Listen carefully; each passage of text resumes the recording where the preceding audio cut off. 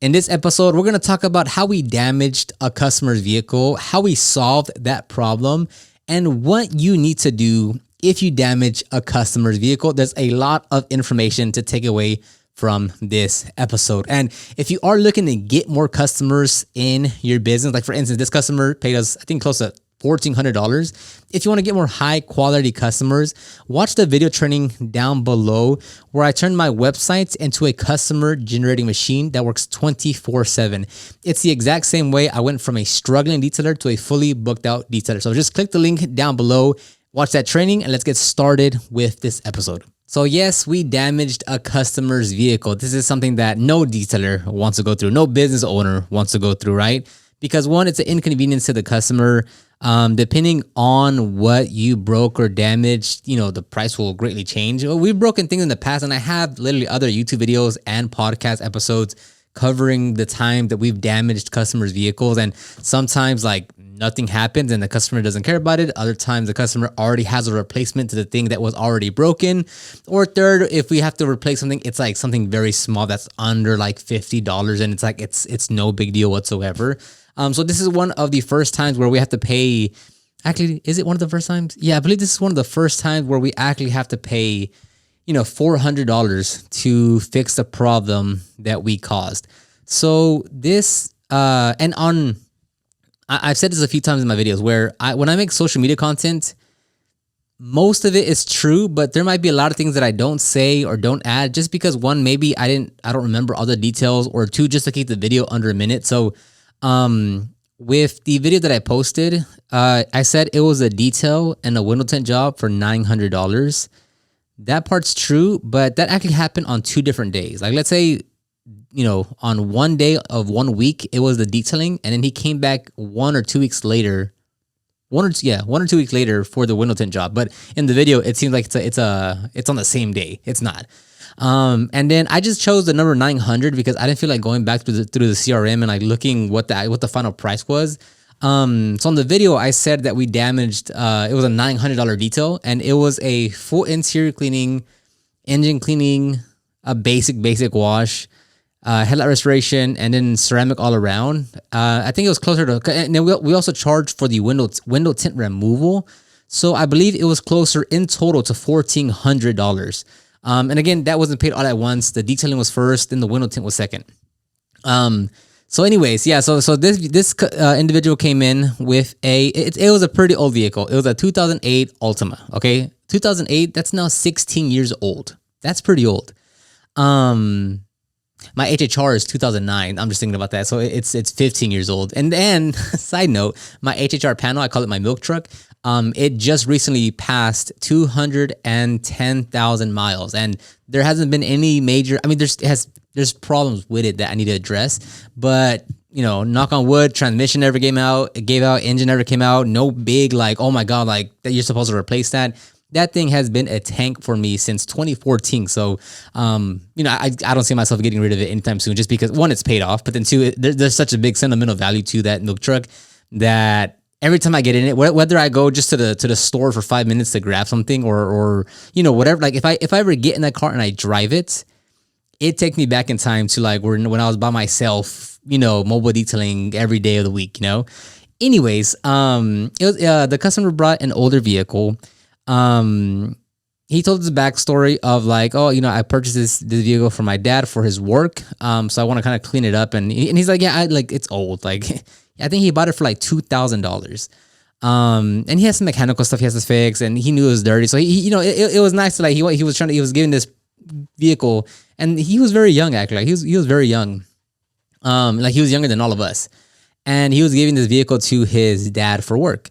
So of course we took it on. It was no big deal. And nothing went wrong with the detail until we got to literally the last part of the detail, and that was the window tinting. And like because it's so old, the tint took a long time to remove. I won't get too far into the details of that, but window tint removal is very, very, very annoying and cumbersome and tedious when you're dealing with an old film.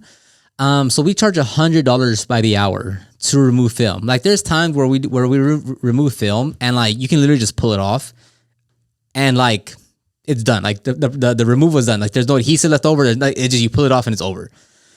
Then there's other times like this where, I mean, it's just so old, brittle. It's coming off in layers. There's a ton of adhesive. You have to scrape it. You have to so this one was a lot of work. So I think we charged like an additional $250 or $300 for the tint removal.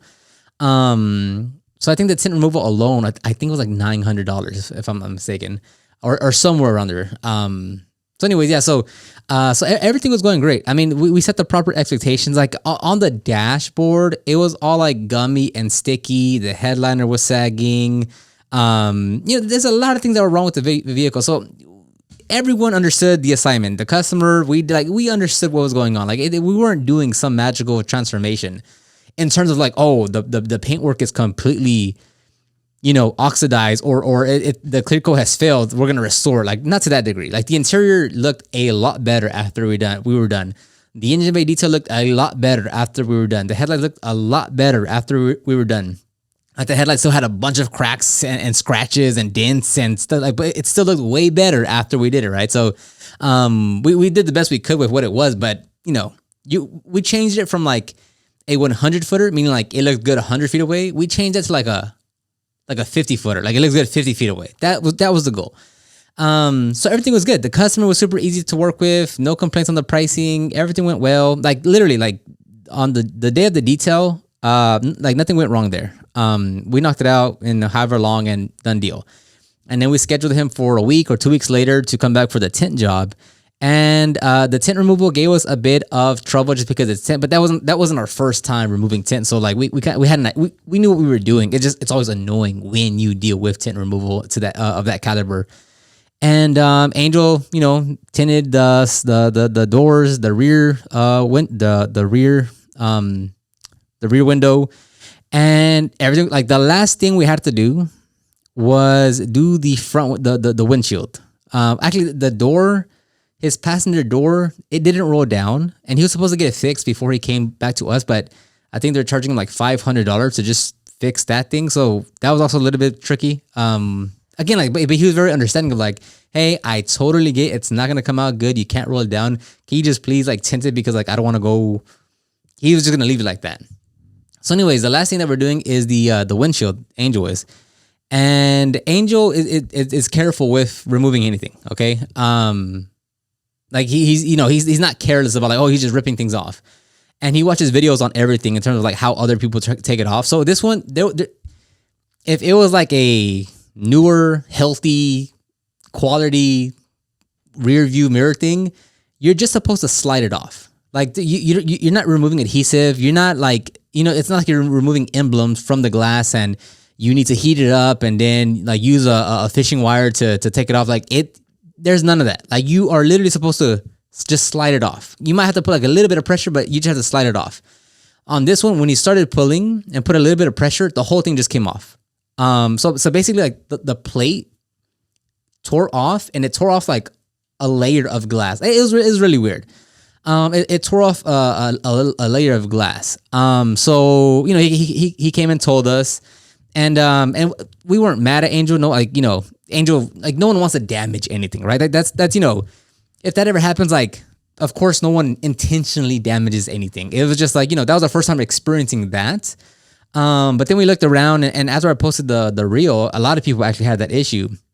So it sucked for sure, and we were just kind of thinking of like, okay, how what are the next steps? Like, is this repairable or savable, or do we have to replace it altogether? And we were kind of looking at videos, and we're like, yeah, even if we're able to scrape off this glass and like, let's say, super glue it basically, or, JB Weld or something to the glass, like you could still see all the glass that's missing from the exterior, from the outside. And we're like, yeah, well, that's not going to work either then. And then, we quickly came to the conclusion that like, yeah, we're going to have to replace this. Okay. Like that's really the only option. And the reason why I say that is because that was the only option, right? Like there's been times where we damage something or break something. Again, like small things. I'm not saying it's like some, oh my God, like, you made a huge tear in the seat. No, like small things, like the clips off of a AC vent, like minor things, right? So with those, like we can tell the customer, we tell the customer, and 9 out of 10 times they're like, bro, it's already cracked. Like, don't worry about it. Or like, hey man, the other ones are cracked too. Like, don't worry about it. And we're just like, okay, that's fine, right? But with this one, seeing that like without that piece, you can't put the rear view mirror and the only way to fix it is to replace it, it was the only solution was to replace it altogether. So what we did is I had Lex called, I don't know, maybe 3 to 5 window replacement companies in our area, and we just got quotes and see when's the soonest they can come out. And it's always so fun when we have to call another service provider to see how they do things and how it's different from us, because then we see the like when we called someone and they didn't pick up, we were like, oh, they didn't pick up. But then there's plenty of times that people call us and we don't pick up, and then we're like, oh, that's how they feel, right?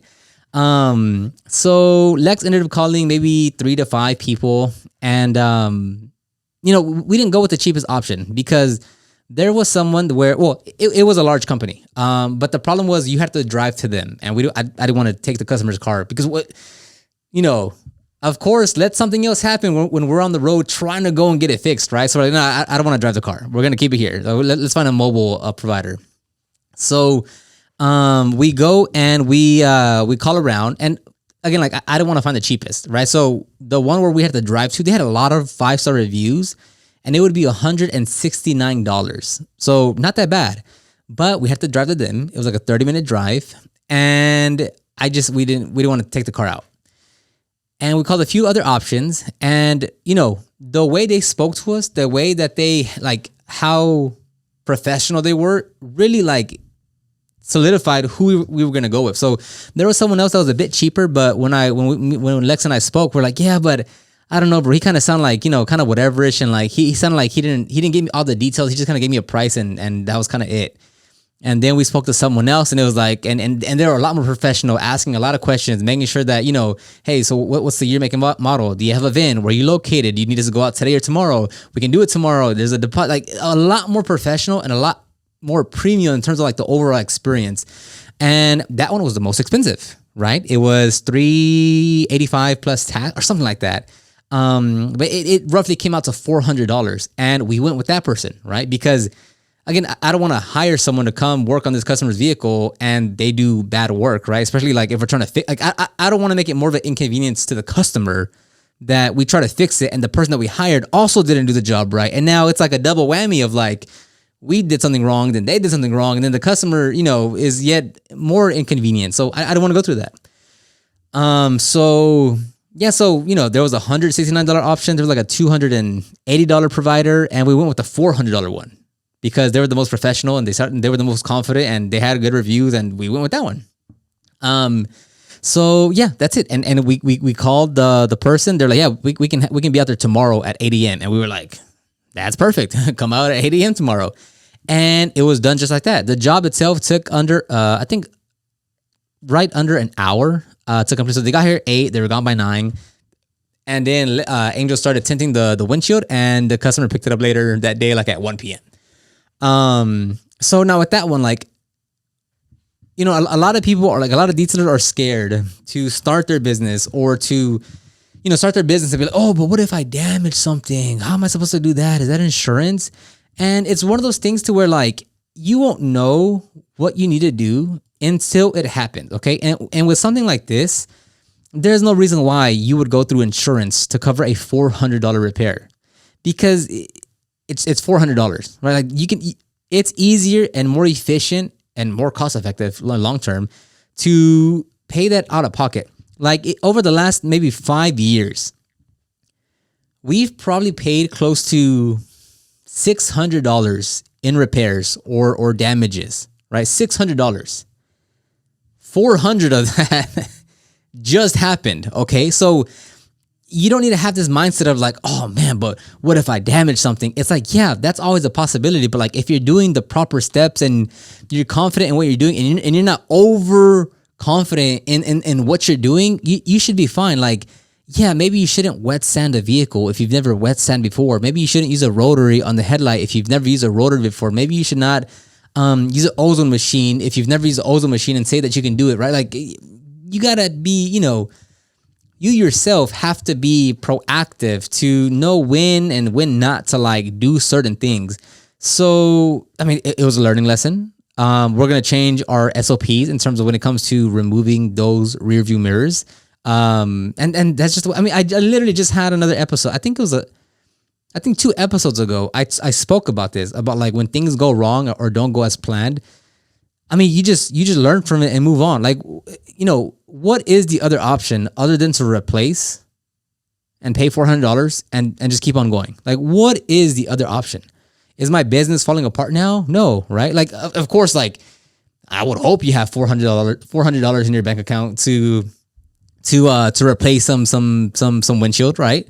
But again, that's on you as a business owner, as the detailer, as a professional, to make sure you have some. I'm hoping you have some funds to do some repairs when needed, right? And it's not going to collapse your business, because there's there's definitely other businesses that would like finesse their way out of like needing to pay something, right? But for us, we're like, hey, that was our fault. We, regardless of why it happened on our watch, and we were the ones that did it, so we have to fix it.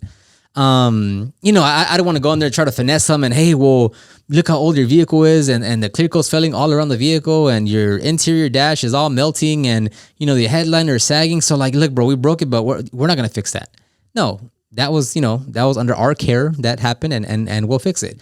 Now, moving forward, could there have been, even if we had like signed a waiver or something, like, hey, if we damage something, we're not liable. You could go that route, but at the same time though, like what is the other option for the customer, right? So like if I would have broke like a vent, okay, let's say like a vent, or maybe the center console plastic, right? Something plastic, right?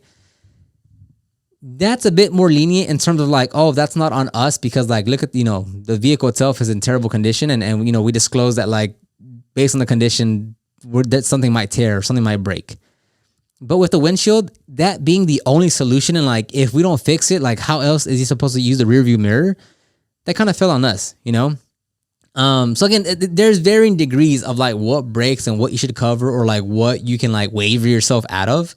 But overall, we learned, and of course, like I didn't like it. I didn't like just paying $400 for a problem that we didn't have to have in the first place, right? That just money straight out the window. That doesn't yield you anything. So yeah, of course I didn't like it. But again, like, is it the end of the world? Is my business falling down? Did I get a negative review? Are people like coming back to me saying, oh my God, I can't let you work on my vehicle because you broke someone's car or someone's windshield? No, like that again, like it nothing happened. Like the customer was super cool about it. I mean, granted, for him, like he got a new windshield, so he got he won out of this, not in a bad way in terms of like, oh, he took advantage of us. No, what I'm saying is like the customer benefited from us breaking it because we fixed it, and we fixed it with a better windshield than what was on there. So again, like to him, like since we handled it properly and we were proactive about it, and we were documenting everything, well, to him, he was just he was happy that we took care of the problem. And then another comment I kept on seeing is, did you tell the customer? So with this one, yeah. So we use a software that it automates with Jobber, to where when we create a job in Jobber, it creates a new project, and what we do is we send that link to the customer, and we upload photos and videos of the detail. That way the customer can see it.